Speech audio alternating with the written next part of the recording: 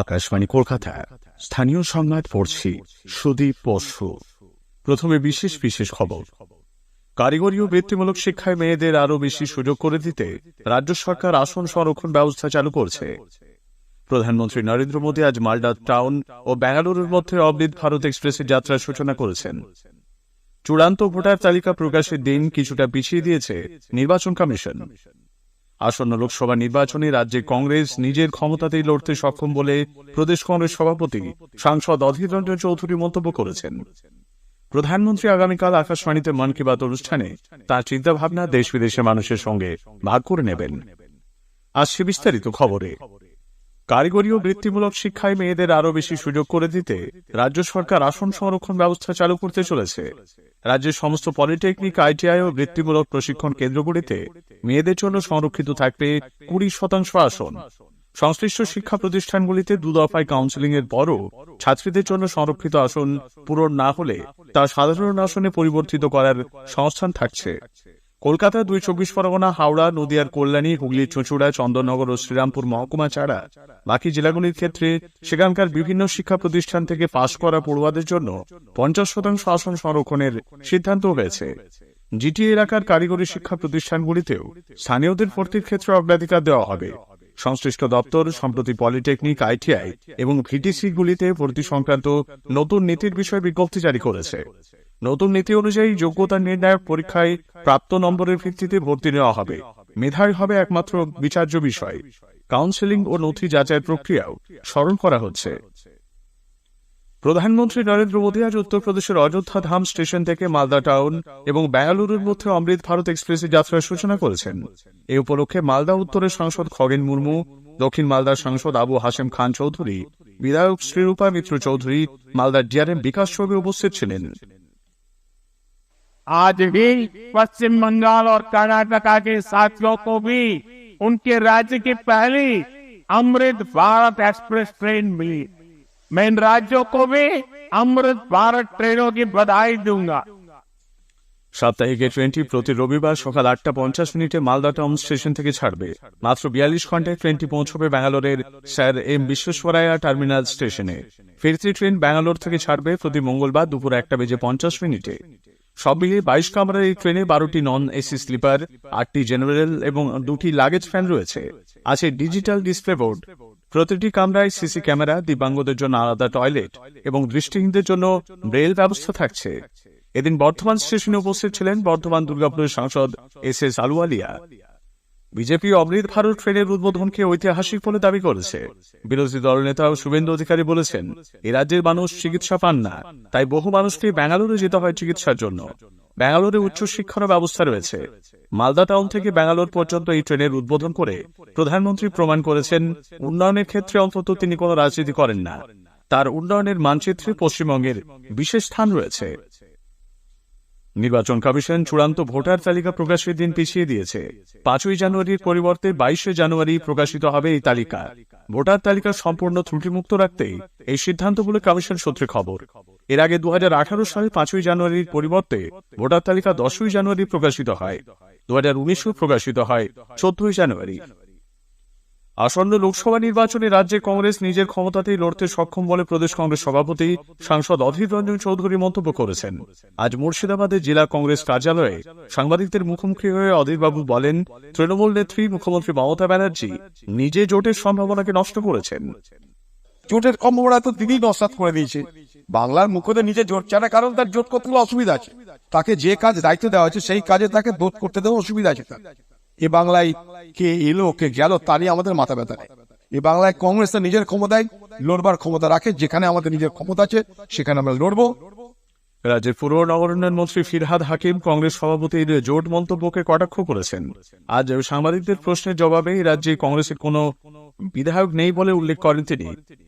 ফিরহাদ হাকিম বলেন, মুখ্যমন্ত্রী অত্যন্ত আন্তরিকভাবে জোট করতে চাইছেন। নিজের সত্তা বিক্রি করতে পারেন, আমরা পারবো। আমরা বিজেপির বিরুদ্ধে লড়বো, সিপিআইয়ের বিরুদ্ধে। আগের থেকে এটাকে রেস্টে দিতে চাইছে। এখন কার প্ররোচনা করছেন বলতে পারেন, সিপিএম এর নাম করছেন, পেছন দিকে কাকে সাহায্য করতে চাই, কিন্তু এটা ঠিক করছে। 5 রাজ্যের বিধানসভা নির্বাচনের ফলাফলের পর আইএনডিআই জোটের কোনো অস্তিত্ব নেই বলে রাজ্যের বিরোধী দলনেতা শুভেন্দু অধিকারী মন্তব্য করেছেন।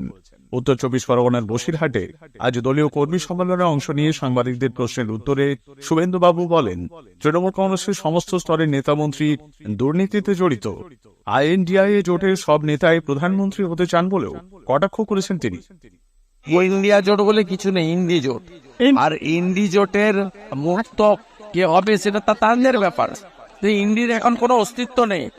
আমরা এত ভুক্ত ভারতীয় নই যে 28 জনকে প্রধানমন্ত্রী করব। আমাদের তো একটাই নরেন্দ্র মোদীজি আছে। সন্ধ্যায় দক্ষিণ 24 পরগনার সোনারপুরে প্রয়াত প্রাক্তন প্রধানমন্ত্রী অটল বিহারী বাজপেয়ীর মূর্তির আবরণ উন্মোচন করেন তিনি। কোচবিহারের ভ্যাটাগুড়িতে তৃণমূল কংগ্রেসের বন্ধ দলীয় কার্যালয় খোলাকে কেন্দ্র করে আজ বোমাবাজির খবর মিলেছে। বিজেপি সন্ত্রাসী দীর্ঘদিন ধরে ভ্যাটাগুড়ি 1 নম্বর ও 2 নম্বর গ্রাম পঞ্চায়েতের 2টি দলীয় কার্যালয় তৃণমূল কংগ্রেস খুলতে পারছিল না বলে অভিযোগ। উত্তরবঙ্গ উন্নয়ন মন্ত্রী তথা তৃণমূল কংগ্রেসের বরিষ্ঠ নেতা উদয়ন গুহ নেতৃত্বে দলীয় কর্মীরা ওই 2টি পার্টি অফিস খোলার উদ্যোগ নেন। কয়েকশো নেতাকর্মী নিয়ে সেখানে উপস্থিত ছিলেন বিধায়ক জগদীশ বর্মা বসুনিয়া এবং জেলা তৃণমূল কংগ্রেস সভাপতি অভিজিৎ দেব ভৌমিক। পার্টি অফিস খোলার পরপরই ভ্যাটাগুড়ি বাস ট্যাক্সি স্ট্যান্ডের কাছে বোমাবাজি করা হয়। পুলিশ সেখানে যেতেই পালিয়ে যায় দুষ্কৃতীরা। উল্লেখ্য, জেলায় দলীয় কার্যালয় খুলতে বাধা দেওয়া হলে বিজেপি কর্মীদের উদ্দেশ্যে ব্যবস্থা নেওয়া হবে বলে গতকালই হুঁশিয়ারি দেন উদয়ন গুহ। সারনা ধর্মকোড বলবৎ করার দাবিতে আদিবাসী সিঙ্গেল অভিযানে ডাকার 12 ঘন্টার ভারত বন্ধ এ রাজ্য পশ্চিমের জেলাগুলিতে ব্যাপক প্রভাব পড়েছে। বাঁকুড়া জঙ্গলমহলে একাধিক গুরুত্বপূর্ণ রাস্তায় অবরোধের জেরে বাস চলাচল পুরোপুরি বন্ধ হয়ে যায়। বাঁকুড়া ছাতনা ব্লকে জোড়হিরার কাছে রাজ্য সড়ক অবরোধ করে বিক্ষোভ দেখানো হয়। পুরুলিয়ার কাঁটাডি স্টেশনে চলে রেল অবরোধ। দক্ষিণ পূর্ব রেলের পুরুলিয়া চান্ডিল শাখায় রেল চলাচল বন্ধ হয়ে যায়। পুরুলিয়া স্টেশনে আটকে পড়ে রাঁচি হাওড়া বন্দে ভারত এক্সপ্রেস। পরে ট্রেনটিকে ঘুরপথে চালানো হয়। মানবাজার ও লালপুরে বিক্ষোভকারীরা সড়ক অবরোধ করেন। মালদার বামুনগোলায় তীর ধনুক হাতে বিক্ষোভে অবরোধে সামিল হন সংগঠনের কর্মীরা। আদিনা স্টেশনে আটকে পড়েন new জলপাইগুড়িগামী up Vande Bharat express. নালাগোলা রাজ্য সড়কে বন্ধ হয়ে যায় যান চলাচল। স্থানীয় সংবাদ শুনছেন আকাশবাণী কলকাতা কেন্দ্র থেকে। প্রধানমন্ত্রী নরেন্দ্র মোদী আগামীকাল আকাশবাণীতে মন কি বাত অনুষ্ঠানে তাঁর চিন্তাভাবনা দেশ বিদেশের মানুষের সঙ্গে ভাগ করে নেবেন। এটি হবে মাসিক এই বেতার অনুষ্ঠানের 108তম পর্ব। অনুষ্ঠানটি আকাশবাণী ও দূরদর্শনের সবকটি প্রচার তরঙ্গ, এআইআর নিউজ ওয়েবসাইট এবং নিউজ অন এআইআর মোবাইল অ্যাপে সকাল 11টায় সম্প্রচারিত হবে। AIR news, DD news, PMO এবং তথ্য সম্প্রচার মন্ত্রকের ইউটিউব চ্যানেলগুলিতেও সরাসরি সম্প্রচার করা হবে মন কি বাত। হিন্দি সম্প্রচারের পরপরই আঞ্চলিক ভাষায় অনুবাদ সম্প্রচারিত হবে। আঞ্চলিক ভাষা তর্জমা পুনঃ সম্প্রচারিত হবে রাত 8টায়। রাষ্ট্রীয় স্বয়ংসেবক সংঘের সরসংঘচালক ডক্টর মোহন ভাগবত দুদিনের সফরে আজ কলকাতায় এসেছেন। রাজ্যের বিশিষ্ট ব্যক্তিদের সঙ্গে তার সাক্ষাতের কর্মসূচি রয়েছে। সর্বভারতীয় ফুটবল ফেডারেশনের সভাপতি কল্যাণ চৌবে, অভিনেতা ভিক্টর ব্যানার্জি, সিবিআইয়ের প্রাক্তন শীর্ষ আধিকারিক উপেন বিশ্বাসের সঙ্গেও তিনি সাক্ষাৎ করবেন। দুদিনের সফরে সাংগঠনিক বৈঠকেও অংশ নেবেন তিনি। রাজ্য সরকারি কর্মীরা এবার মাল্টি সুপার স্পেশালিটি হাসপাতাল এসএসকেএম এর উডবার্ন ওয়ার্ডে বিনা খরচে চিকিৎসা করাতে পারবেন। ওয়েস্ট বেঙ্গল হেলথ স্কিমের আওতায় থাকা কর্মীরা আগামী জানুয়ারি মাস থেকে এই সুবিধা পাবেন। এর ফলে প্রায় 4 লক্ষ সরকারি কর্মচারী উপকৃত হবেন বলে খবর। শহর কলকাতায় কোভিড নিয়ে উদ্বেগের মতো কোনো পরিস্থিতি এখনো তৈরি হয়নি বলে কলকাতা পুরসভা জানিয়েছে। পুরসভা স্বাস্থ্য বিভাগের মুখ্য স্বাস্থ্য আধিকারিক ডাক্তার সুব্রত রায়চৌধুরী বলেন, পুরসভার প্রতিটি বড়তে স্বাস্থ্য কেন্দ্রগুলিতে র্যাপিড অ্যান্টিজেন টেস্ট ও আরটিপিসিআর পরীক্ষার ব্যবস্থা করা হয়েছে। এদিকে গঙ্গাসাগর মেলা উপলক্ষে বিভিন্ন রাজ্য থেকে আসা সাধু সন্ন্যাসী পুণ্যার্থীদের জন্য বাবুঘাট এলাকায় কোভিড পরীক্ষা কেন্দ্র খোলা হচ্ছে বলে মেয়র তথা রাজ্যের মন্ত্রী ফিরহাদ হাকিম জানিয়েছেন। বিধাননগরের নারায়ণপুর থানা এলাকায় পুলিশ আজ একটি বহুতলের একতলা থেকে এক দম্পতির মৃতদেহ উদ্ধার করেছে। আশঙ্কাজনক অবস্থায় বের করে আনা হয়েছে তাদের মেয়েকে। জানা গেছে, সাগর মুখার্জি নামে বছর 51 ওই ব্যক্তি স্ত্রী রূপা ও মেয়ে রূপসাকে নিয়ে দীর্ঘদিন ধরে এলাকায় থাকতেন। স্থানীয়দের কাছ থেকে খবর পেয়ে পুলিশ ঘরের দরজা ভেঙে সাগরবাবু ঝুলন্ত দেহ উদ্ধার করে। স্ত্রী রূপার গলা কাটা দেহ বের করে আনা হয়। অন্যদিকে মেয়ে রূপসার গলাতেও ধারালো অস্ত্রের আঘাত ছিল। তাকে কলকাতার একটি হাসপাতালে ভর্তি করা হয়েছে। বর্ষবরণের রাতে আগামীকাল যাত্রীদের সুবিধার্থে মেট্রো রেল তাদের নর্থ সাউথ করিডোরে নিরাপত্তা ব্যবস্থা জোরদার করার সিদ্ধান্ত নিয়েছে। মেট্রোর তরফে এক বিজ্ঞপ্তিতে কথা জানানো হয়েছে। বাংলার প্রাক্তন ক্রিকেটার দীপঙ্কর সরকারের জীবনাবসান হয়েছে। বয়স হয়েছিল 74 বছর। 60 ও 70 দশকের প্রখ্যাত স্পিনার দীপঙ্কর বাবু রঞ্জি ট্রফিতে বাংলা ও রেল দলের প্রতিনিধিত্ব করেছেন। স্থানীয় সংবাদ শেষ হলো।